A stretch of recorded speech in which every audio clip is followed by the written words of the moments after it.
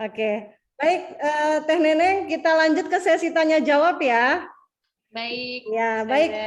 Sekarang kami buka sesi tanya jawab kepada anak-anakku sekalian yang ingin bertanya. Silakan. Ya.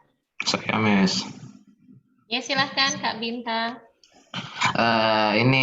Saya mau tentang komunikasi antara orang tua dan anak. Jadi saya sebagai anak sendiri itu tuh saya anak tertua itu tuh sering kayak misunderstanding sama ibu saya, atau kayak ibu saya maunya apa, saya maunya apa, jadi lain gitu. Nah, tiap kali saya salah, ibu saya itu tuh galak banget. Giliran ibu saya salah, saya tegur, wah galakan dia. Nah, itu saya tuh bingung apa kira-kira masalahnya di sini yang bisa membuat hal itu terjadi. Apa saya ada salah atau ibu saya ada salah, makanya misunderstanding atau istilahnya tuh konflik seperti ini bisa terjadi gitu. Mohon jawabannya, Bu Neneng. Terima kasih. Iya, sama-sama. Masya Allah nih calon pemimpin di masa yang akan datang.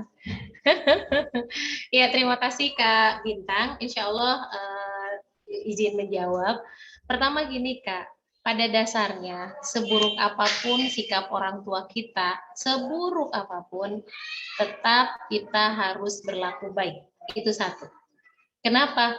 Bukan karena ingin dicintai atau disayangi oleh orang tua, tapi karena itu adalah perintah Allah.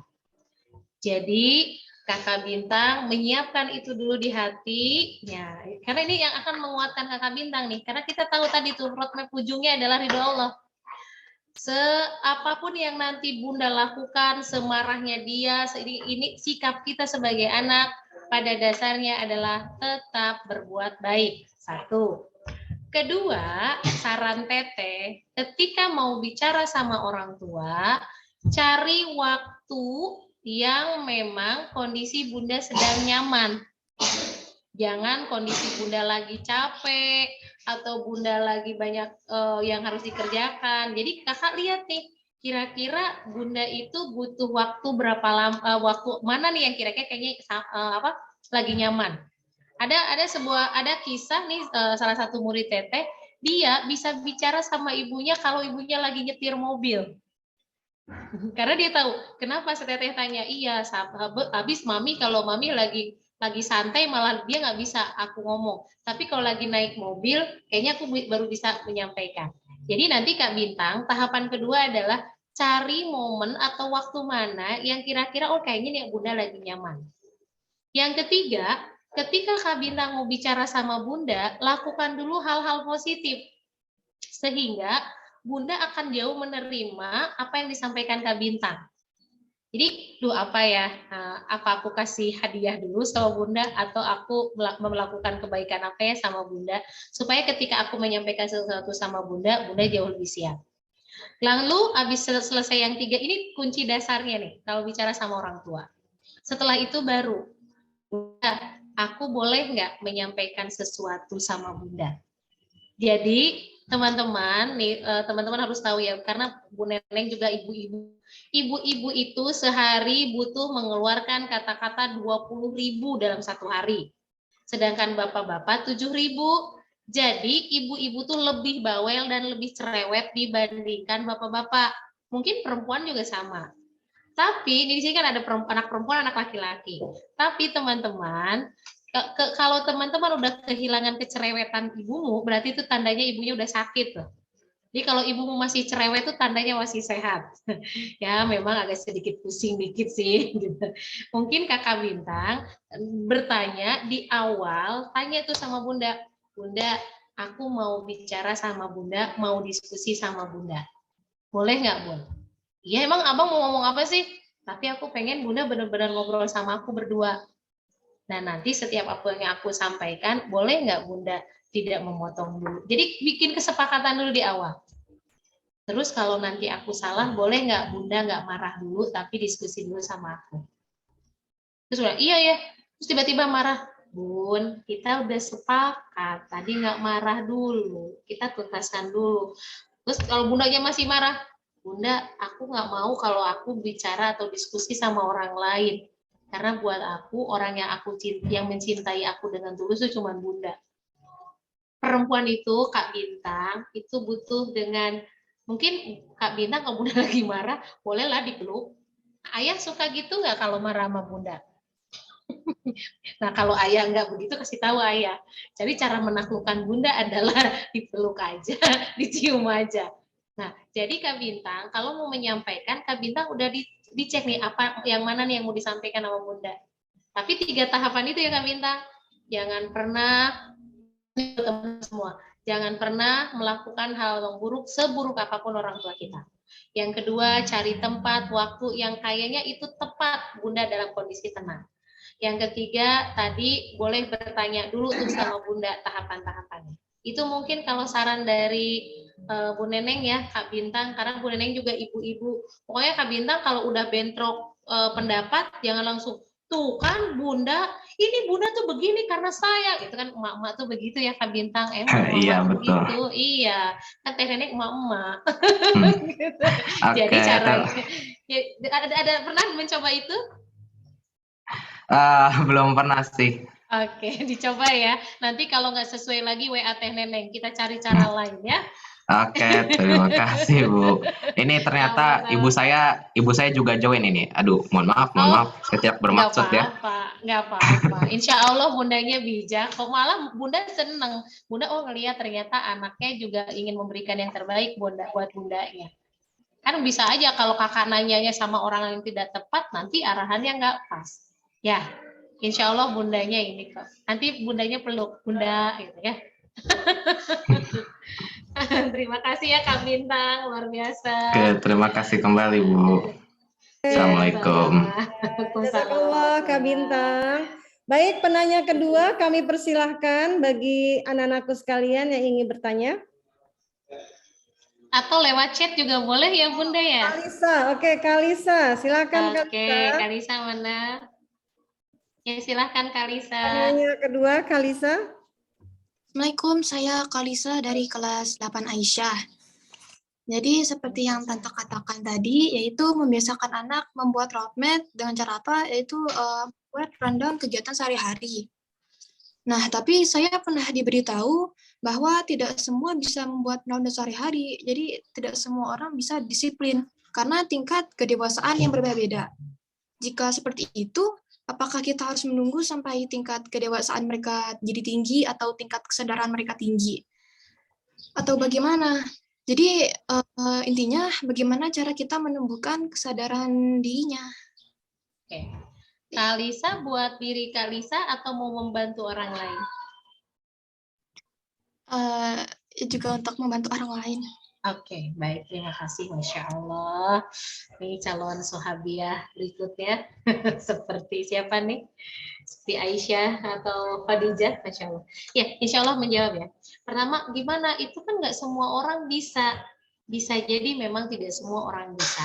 Tetapi makanya tadi kata-kata di akhir itu ada namanya kata sungguh-sungguh. Bersungguh-sungguh itu bukan berarti selalu tepat. Bersungguh-sungguh itu adalah orang yang terus berjuang, Kak. Contohnya gini, bisa nggak sih kita buat roadmap? Bisa sebenarnya. Semua orang bisa. Jadi harus diyakinkan, aku bisa. Tapi bisa nggak sih mentaati roadmap itu? Bisa nggak sih mentaati kegiatan harian itu? Nah, perbedaan ketika dibuatnya dari kecil dengan sudah dewasa pasti berbeda. Kalau kakak, contohnya sudah dibangun dari kecil sama bunda, setiap pagi dari usia kelas 1, kakak biasa merapikan tempat tidur. Kakak usia SMP itu mungkin bisa jadi udah bukan roadmap harian kakak, karena ngerasa, ya itu aku udah biasa. Tapi tiba-tiba kakak yang udah SMP baru dikasih tahu sama bunda, kamu tuh bisa nggak sih pagi-pagi gitu kan? Nah akhirnya kita buat sendiri, buat diri kita.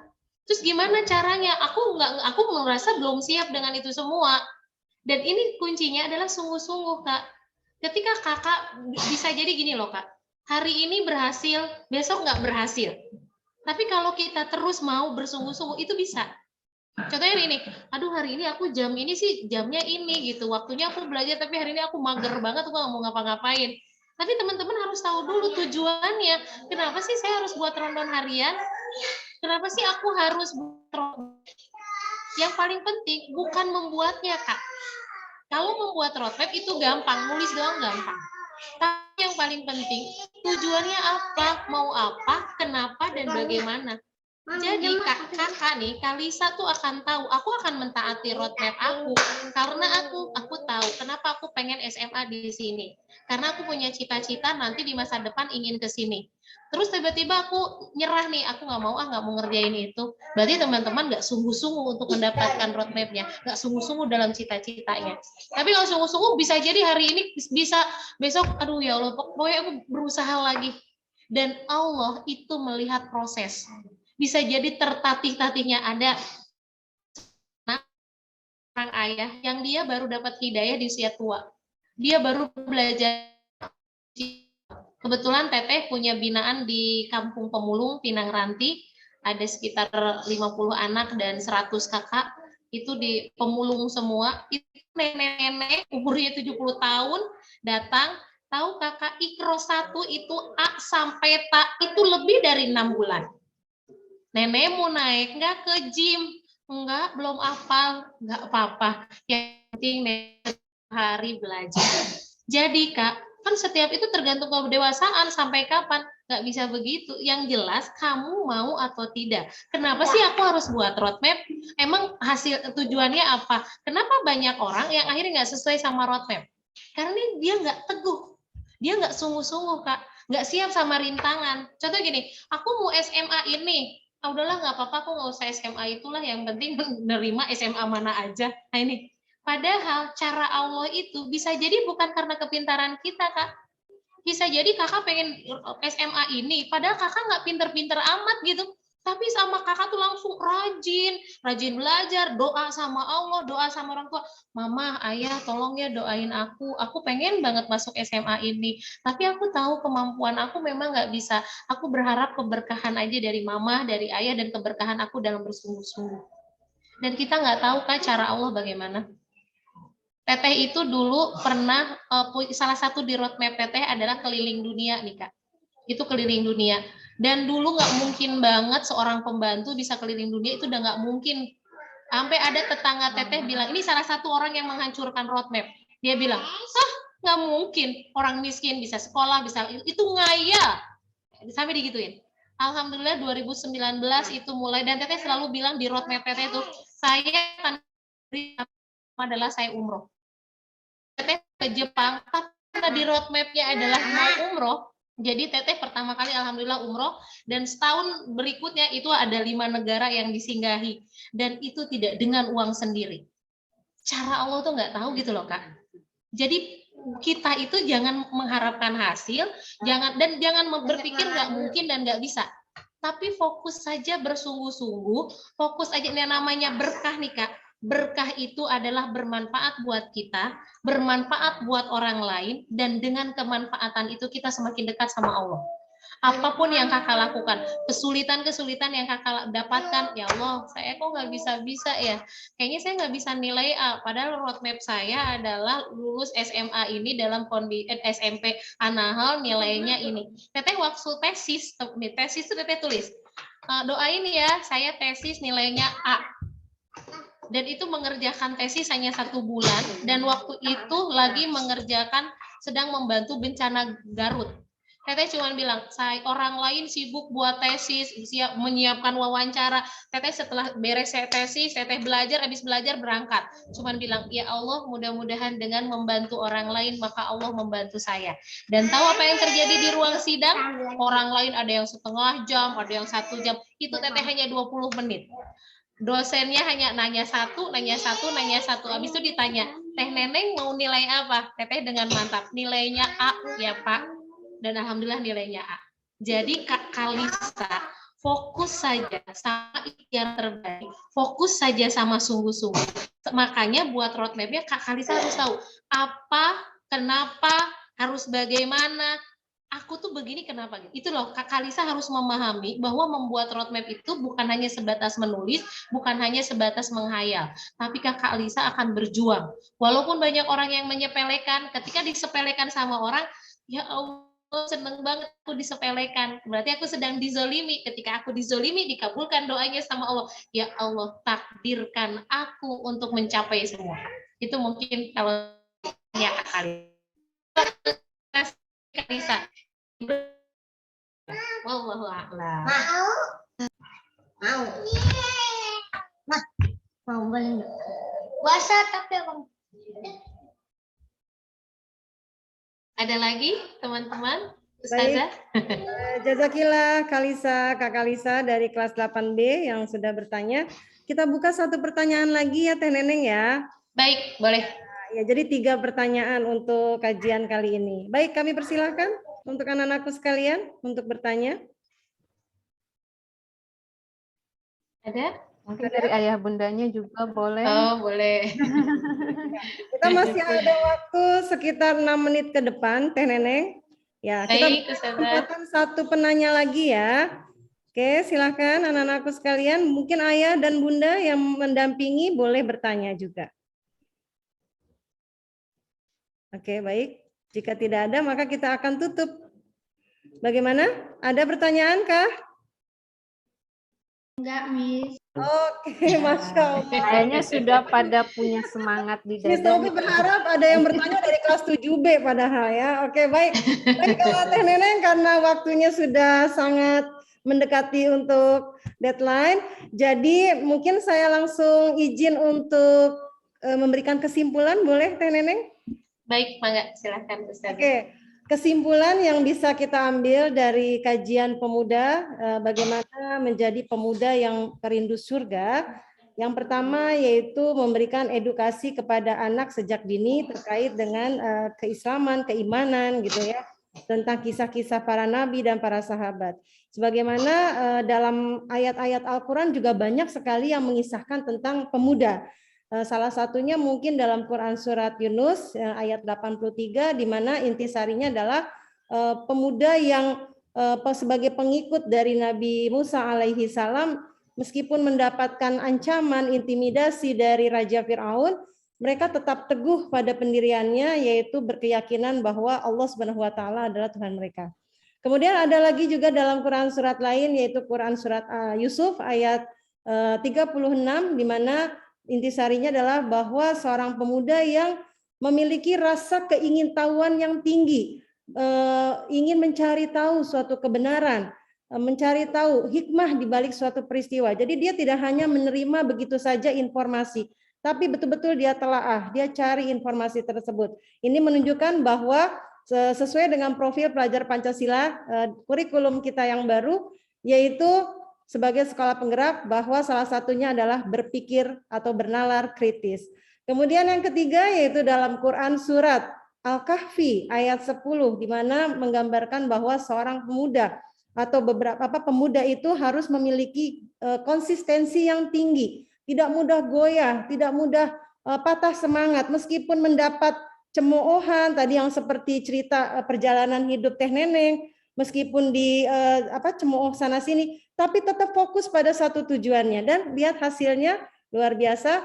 Beliau sudah mengisi di acara kita kali ini. Terakhir yaitu dalam Quran surat Al-Anbiya ayat 60 di mana pemuda itu harus bisa menyuarakan kebenaran untuk membasmi atau memberantas kezaliman.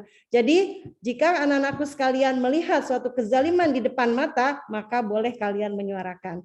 Kemudian yang berikutnya yaitu pemuda itu harus bisa merencanakan masa depan. Ini sesuai dalam Quran surat At-Taubah ayat 72 bagaimana Allah menjanjikan kepada kaum mukmin baik itu akhwat maupun ikhwan, laki-laki atau perempuan bahwa ada sungai-sungai yang mengalir di surga Ad, yaitu adalah ridho Allah yang besar dan itu termasuk suatu keberuntungan yang besar. Jadi sebaik-baik kita memimpikan cita-cita, yaitu memimpikan untuk menggapai surganya Allah. Terakhir, menuntut ilmu hingga kaki ini menginjakkan di surga. Amin. Insya Allah mungkin itu saja kesimpulan kajian kita pada pagi hari ini. Sebelum Miss Novi tutup, ada informasi terkait dengan kegiatan setelah kajian pemuda. Anak-anakku bisa istirahat, tapi tidak live dari Zoom Meet ini. Silahkan masih ada kesempatan dan nanti berkumpul kembali atau join kembali di jam 9.40. Itu saja, saya selaku pembawa acara memohon maaf jika ada kata-kata yang kurang berkenan di hati anak-anakku sekalian, Teh Neneng dan juga Miss Mira serta teman-teman semua dan juga panitia. Karena kesempurnaan hanyalah milik Allah, kehilafan, kesalahan hanyalah milik saya pribadi. Jazakumullah khairan kasiron. Wassalamualaikum warahmatullahi wabarakatuh. Sehamdalah en doa kafaratul. Alhamdulillahirrahmanirrahim. Subhanakallahumma wa bihamdika. Terima kasih sama-sama Ustazah Mira, Ustazah